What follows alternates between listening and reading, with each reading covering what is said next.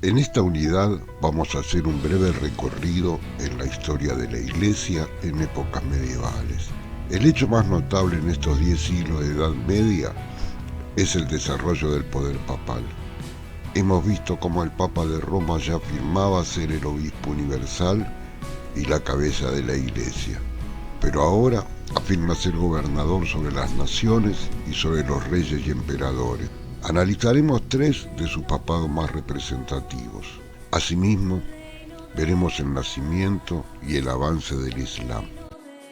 Gregorio I, recordado como el Magno, se lo considera el primer papa con poder sobre todas las iglesias repartidas en la parte occidental de lo que había sido el Imperio Romano. Fue un papa letrado, reformista, modificó la liturgia, incorporó el latín como lengua obligatoria dentro del ámbito eclesiástico, incorporó los cánticos solemnes para las misas, los que llevan su nombre, y logró que al Papa de Roma se lo considerara la cabeza de la Iglesia occidental. Gregorio, siendo ya pontífice y tras haber tomado buena nota del desinterés de Constantinopla por Roma, decide recobrar la autonomía para la Iglesia y de la ciudad respecto al imperio. Desde su posición como papa, Gregorio defendió la supremacía eclesiástica de Roma sobre el patriarca de Constantinopla y los demás obispos de la Iglesia católica. Llegó incluso a alcanzar un acuerdo con el rey Agriulfo para que levantara el asedio que desde hacía años mantenía sobre la ciudad.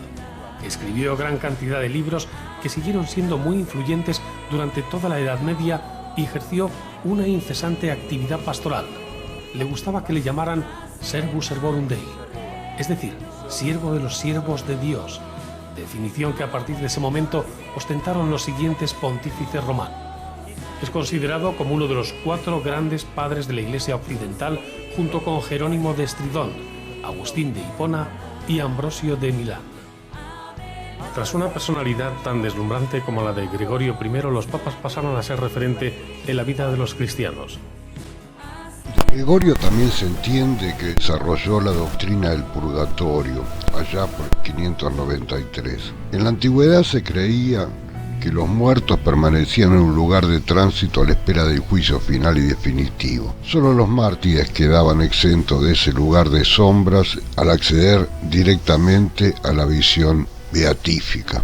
En sus diálogos, Gregorio presentó otra concepción, que después de la muerte el difunto enfrentaría un primer juicio particular, no general, a partir del cual podría resultar temporariamente relegado al purgatorio, para expiar sus faltas, es decir, como forma de purificación. Otro hecho resonante durante el papado de Gregorio I fue el proceso de evangelización de los pueblos bárbaros. Es de hacer notar que durante el siglo VII, la política evangelizadora llevada a cabo por su papado logró que el manto del cristianismo católico romano cubriera casi toda la Europa occidental. La conversión de los francos. Muchos pueblos bárbaros pasaron por las Galias, pero al final fueron los francos, que procedían del norte de Europa, quienes se apoderaron de casi toda la región, y ellos serían los que darían el nombre definitivo al reino, Francia. El rey más famoso de los francos fue Clodoveo, quien, como nuevo Constantino, invocó al dios de su esposa católica Clotilde en la batalla contra los alemanes del año 496. Conseguida la victoria, se hizo verdadero cristiano y fue bautizado por San Remigio, obispo de Reims. Más de 3.000 nobles francos siguieron el nombre de su rey, a los que siguieron después la mayoría de la nación. Los francos fueron los primeros bárbaros que aceptaron el cristianismo como religión oficial del reino. La conversión del pueblo visigodo.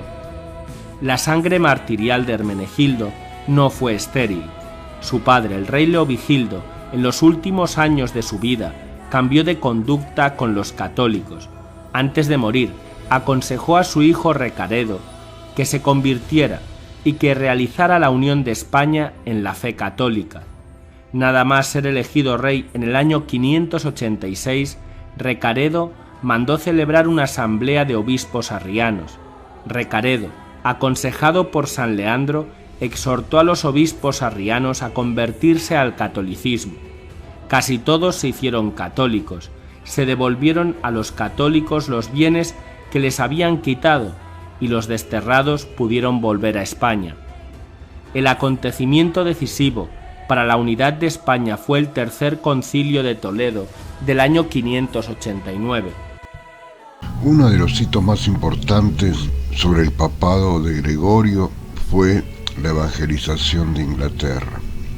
Mientras monjes irlandeses se ocupaban de ofrecer su versión del cristianismo a los anglosajones de Bretaña, Gregorio también puso en movimiento su propio esfuerzo para convertir a Inglaterra al cristianismo romano. Su agente más importante fue Agustín de Canterbury, un monje del monasterio de San Andrés de Roma, el cual llegó a Inglaterra en el año 597. Nótese que para la misma época se observa la evangelización de los alamanes o germánicos y del reino de los lombardos. La fuerza evangelizadora que generó Gregorio se vio ocupando todos los espacios de los reinos bárbaros europeos. De esta manera la expansión del cristianismo romano se extendió por toda Europa occidental, generando una unificación religiosa que le brindaría un poder inesperado al jefe de la Iglesia occidental, al Papa de Roma. La Edad Media es el periodo histórico de la civilización occidental comprendido entre el siglo V y el siglo XV. Se suele situar su inicio en el año 476 con la caída del Imperio Romano de Occidente y su fin en el año 1492 con el descubrimiento de América. Aunque también se sitúa en 1453 con la caída de Constantinopla, fecha que tiene la singularidad de coincidir con la invención de la imprenta por parte de Gutenberg. En la Edad Media se sustituyó el modo de producción esclavista por un modo de producción de servidumbre feudal. También se fue produciendo una descomposición de las estructuras centralizadas del Imperio Romano que dio paso a una dispersión del poder. En lo ideológico y cultural se produjo un mestizaje de la cultura clásica con las culturas monoteístas cristiana e islámica, cada una en su espacio. La Edad Media suele dividirse en dos grandes periodos: temprana o alta Edad Media, siglos 5 a 10, y baja Edad Media, siglos 11 a 15. Como hemos visto, la Edad Media duró unos 1000 años y en 1000 años ocurren muchas cosas. Uno de los hechos más notables de los 10 siglos de la Edad Media es el desarrollo del poder papal. Hemos visto cómo el poder de Papa de Roma se afirma como obispo universal con el papado de Gregorio I como cabeza de la Iglesia.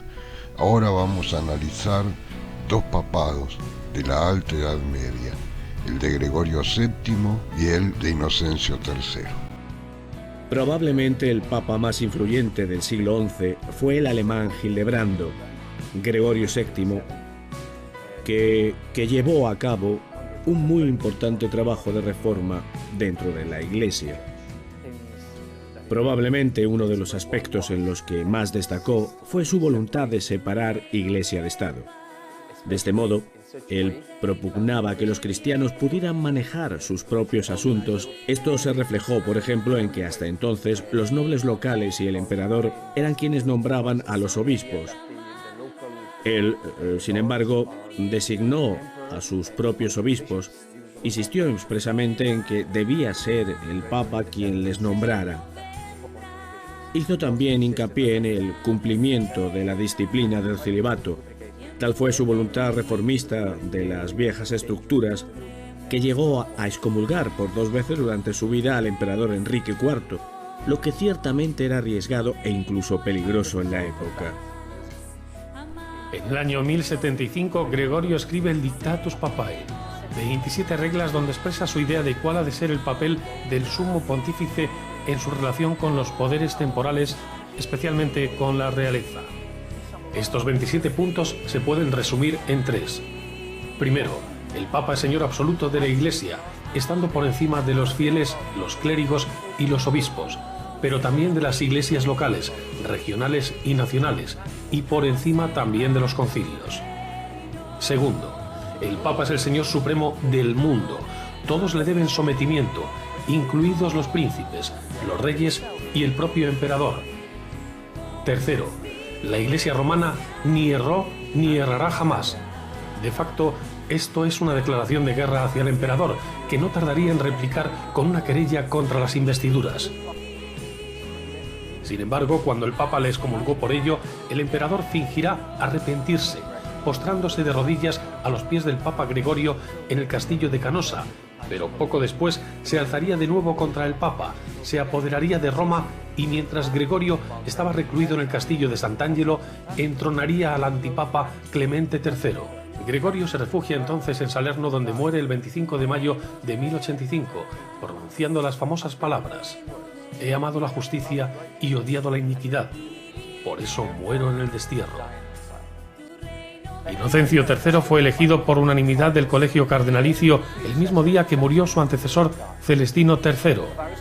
Su origen aristocrático y su formación como teólogo y jurista especializado en derecho canónico le permitieron defender la plena potestad de la Iglesia católica sobre toda la cristiandad, incluido el emperador. Parte de la gran energía que desplegó como pontífice se debe sin duda a haber sido un papa inusualmente joven, no habiendo cumplido aún los 37 años en el momento de su elección.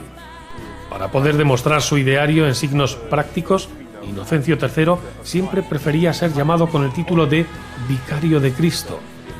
Parece ser que fue el primero de los papas que se proclamó con ese título y que luego ya usarían todos sus sucesores.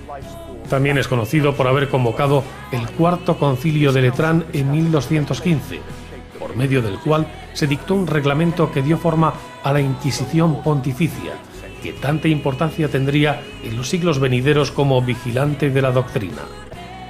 Inocencio tuvo ocasión de poder tratar personalmente con enormes personalidades de la historia de la Iglesia como Francisco de Asís o Domingo de Guzmán, así como de poder aprobar y bendecir a las órdenes creadas por ellos, es decir, los franciscanos y los dominicos. También la decisión de Inocencio de acabar con las herejías que se estaban produciendo en el norte de Italia y el sur de Francia le llevó a promulgar la cruzada contra los cátaros y albigenses. Formó un ejército de más de 200.000 hombres que, bajo la bendición papal, exterminó a más de 1 millón de cátaros. Se dedicó la Iglesia, en aquel momento, con una gran espada, a machacarlos de una manera, sobre todo en el sur de Francia, brutal. Y fue Simón de Montfort el que entabló una auténtica guerra, y el legado papal fue el que dijo: matad a todos los cátaros, aunque sean niños o no niños, aunque sean en ciudades de gran mayoría cátara, a todos, que Dios sabrá reconocer quiénes son sus ovejas y cuáles no. O sea que fueron los cátaros un enorme peligro que podían haber disociado la Iglesia sobre la base del ascetismo y la reforma de la Iglesia misma. Tuvo serias controversias con el rey Juan de Inglaterra, conocido como Juan sin tierra, así como con el monarca Felipe II de Francia. Estos y otros asuntos políticos demostraron que Inocencio se sentía realmente rey de reyes, con capacidad de arbitrio y decisión sobre la política europea del momento. Inocencio III muere repentinamente en Perugia el 16 de julio de 1216. Tenía 55 años de edad. En el nombre de Dios, el Clemente, el Misericordioso. Así empieza el Corán, texto que contiene lo que según el Islam es la última revelación dirigida por Dios, en árabe Alá, el único Dios a la humanidad, a través de un profeta llamado Muhammad o Mahoma. Cuando Mahoma, comerciante de la Meca, comenzó su predicación en el 610, ya era un hombre maduro. Aproximadamente tenía unos 40 años. Tras una visión, comienza a predicar contra la impiedad y la corrupción de la élite de su ciudad. Va poco a poco perfilando su doctrina. En el 619 ya reconoce que Alá es su único Dios, siendo él mismo el último de sus enviados, al igual que Abraham, Moisés y Jesús. Sin demasiados seguidores y enfrentado a los poderosos de la Meca, en el 622 se ve obligado a huir a la vecina ciudad de Yatrib, conocida después como Medina, la ciudad del profeta. Este suceso da inicio al calendario islámico, por eso se dice año de la Égira, de la migración. El Islam nace en la península arábiga, a principios del siglo VII. Vamos a conocer la historia de este primer Islam.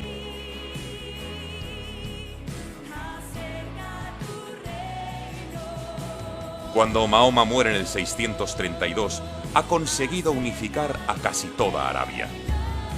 2 años antes había conquistado la Meca a la cabeza de 10.000 guerreros. La convertirá en la capital religiosa y Medina será la capital política del nuevo Estado que estaba creándose. En esa fecha podemos vislumbrar los cimientos de la nueva religión, que serían más tarde el Corán, o palabra de Dios revelada, y la Sunna, que es un conjunto de tradiciones y sentencias atribuidas a Mahoma que los musulmanes deben seguir.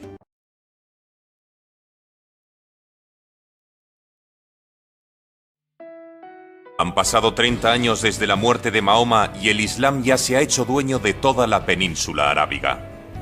Ha conquistado el imperio persa y ha arrebatado a los romanos de Oriente Palestina, convirtiendo Jerusalén en una de las ciudades santas del Islam.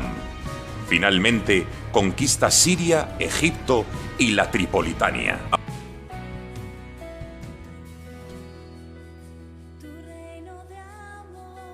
Los omeyas eran una de las familias más poderosas de Arabia. Su acceso al poder supuso la centralización de la administración en la nueva capital, Damasco. Llega al poder Abd al-Malik. Impulsa la gran expansión musulmana por el norte de África con la conquista de Cartago en el 698. Funda en la actual Túnez la ciudad de Kairouan, donde se construirá una gran mezquita. Los musulmanes penetran hasta Marruecos y crean un sistema monetario basado en la dualidad entre el dinar de oro y el dirhem de plata. También se establece el árabe como idioma oficial de la administración, reemplazándolo al griego y al persa. Con este califa, los omeyas alcanzan su máxima extensión territorial. Durante el reinado de Walid I se conquista la Transoxiana, la región del Indo, y a partir del 711 el reino visigodo de Toledo. El fracaso en el asedio de Constantinopla en el 718, la detención de la conquista en el norte de Hispania y el sur de Francia, tras las derrotas en Covadonga y Poitiers en el 732, marcaron el final del Islam clásico. Los problemas sociales y religiosos facilitaron la derrota del último omeya, Marwán II, en la batalla del Gran Zab, un afluente del Tigris. De la matanza de la familia omeya por sus rivales abasíes, solo escapa Abderramán, que marcha a Hispania y funda el Emirato Independiente de Córdoba en el 756. A los omeyas les sucederán los llamados califas abasíes, que trasladarán su capital a Bagdad. El Islam bajo su gobierno experimentará nuevos avances en África y Asia y retrocesos en zonas como la península ibérica, aunque esa ya es otra historia. Bueno, hasta aquí lo que corresponde a la unidad 4. Hemos recorrido 1000 años de historia europea, resumido a lo que a nosotros nos interesa, que es la historia de la Iglesia en ese periodo.